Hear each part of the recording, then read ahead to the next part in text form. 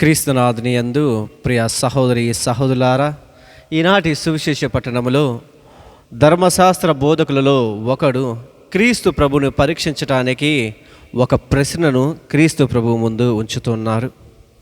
బోధకుడా, ధర్మశాస్త్రములో ముఖ్యమైనటువంటి ఆజ్ఞ ఏది అని ఆ బోధకుడు క్రీస్తు ప్రభుని ప్రశ్నిస్తూ ఉన్నాడు.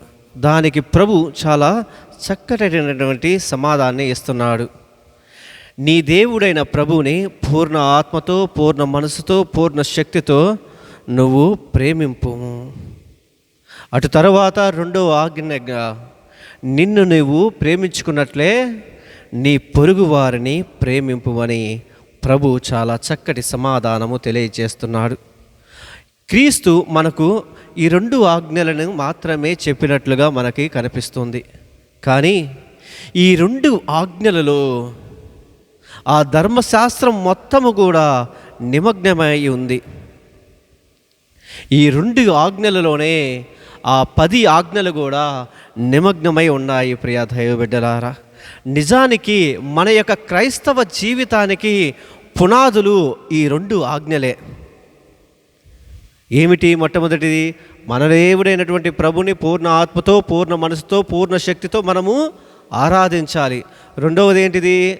నిన్ను నువ్వు ప్రేమించుకున్నట్లే నీ పొరుగు వారిని కూడా ప్రేమించాలి. ఇవి మన యొక్క క్రైస్తవ జీవితానికి పునాదులు. దేవుని ప్రేమించాలి, అదేవిధంగా మనతోటి సహోదరి సహోదరులను కూడా మనము ప్రేమించాలి. చాలామంది అంటూ ఉంటాము, ఏమని? మనము దేవుణ్ణి ప్రేమిస్తున్నాము, దేవుణ్ణి ఆరాధిస్తున్నాము, కానీ మన తోటి సహోదరి సహోదరుల దగ్గరికి వచ్చేసరికి మనము వారిని ద్వేషిస్తున్నాము, అసహించుకుంటున్నాము, వారిని అంటరాని వారిగా చూస్తూ ఉన్నాము. యోహాను సువార్త 4వ అధ్యాయం 20వ వచనంలో ప్రభు చాలా చక్కగా పలుకుతూ ఉన్నారు. తాను దేవుణ్ణి ప్రేమిస్తున్నానని చెప్పి తన సహోదరుని ద్వేషించువాడు అబద్ధికుడు. ప్రభు చాలా చక్కగా పలుకుతున్నాడు. ఏమని?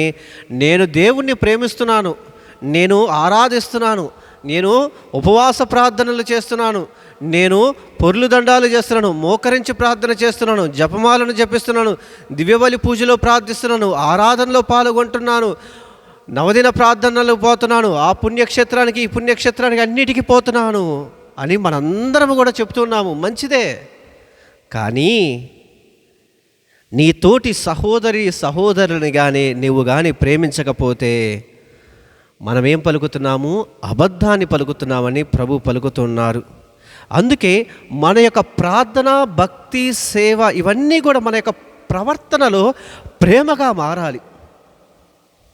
ప్రేమగా మారాలి. ప్రేమ అంటే కేవలంలో మాటలలో చూపించటం కాదు, మాటలలో చూపించటం అనేది కాదు.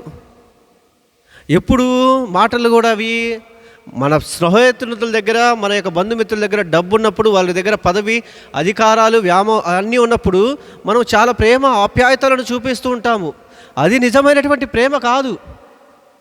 నిజమైనటువంటి ప్రేమ ఎప్పుడు అంటే మన చుట్టుపక్కల ఉన్నటువంటి వారు బాధలలో ఉన్నప్పుడు మనం పోయి పలకరించాలి. ఎవరైనా మనకి తప్పు చేసినట్లయితే వారిని క్షమించాలి. అవసరములలో ఉన్న వారికి మనము సహాయం చేయాలి. మనకి ఎవరైనా కీడు పెట్టినట్లయితే వారిని క్షమించి వారి కోసం మనం ప్రార్థన చేయాలి. ఇవి కదా నిజమైనటువంటి ప్రేమకు గుర్తులు, చిహ్నాలు. కానీ మన యొక్క ప్రేమ మటుకు ఏ విధంగా ఉంటుంది? పైకి మాటలలోనే మన యొక్క ప్రేమను చూపిస్తూ ఉంటాము, కానీ చేతలలో కూడా మన యొక్క ప్రేమను చూపించాలి. ప్రియ సహోదరులారా, ఒకసారి ఆత్మ పరిశీలన చేసుకుందాం, మనల్ని మనము ప్రశ్నించుకుందాము. నేను దేవుణ్ణి నిజముగానే ప్రేమిస్తున్నానా? నా కుటుంబాన్ని, నా సహోదరి సహోదరులను, నన్ను బాధపెట్టు వారిని నేను ప్రేమిస్తున్నానా? వారు నాకు చేసినటువంటి తప్పిదములను నేను క్షమిస్తున్నానా అని ప్రతినిత్యము, ప్రతిరోజు కూడా మనము ఆ ప్రశ్న అనేది మన యొక్క మదిలో అనేది రావాలి. మన యొక్క హృదయంలో దేవుని ప్రేమ నిండినప్పుడు మన మాటలలో, మన యొక్క పనులలో, మన యొక్క సంబంధాలలో ఆ ప్రేమ అనేది ప్రతిఫలిస్తుంది. ప్రేమ ఉన్న చోటే దేవుని యొక్క సాన్నిధ్యము ఇప్పుడును ఎల్లప్పుడూ ఉంటుంది. ప్రియ సహోదరి సహోదరులారా, ఒకసారి కళ్ళు మూసుకొని ప్రార్థించుకుందాము. ప్రభువా, నిన్ను సంపూర్ణ హృదయముతో ప్రేమించే కృపను నాకు ప్రసాదించుము. నన్ను నీవు ప్రేమించినట్లే నాతోటి సహోదరులను ప్రేమించటానికి, క్షమించటానికి, సేవ చేయటానికి నాకు శక్తిని ప్రసాదింపుము. నా జీవితమంతా కూడా నీ ప్రేమకు సాక్ష్యముగా ఉండేలాగా నన్ను మలుచుమయ్యా. ఆమేన్.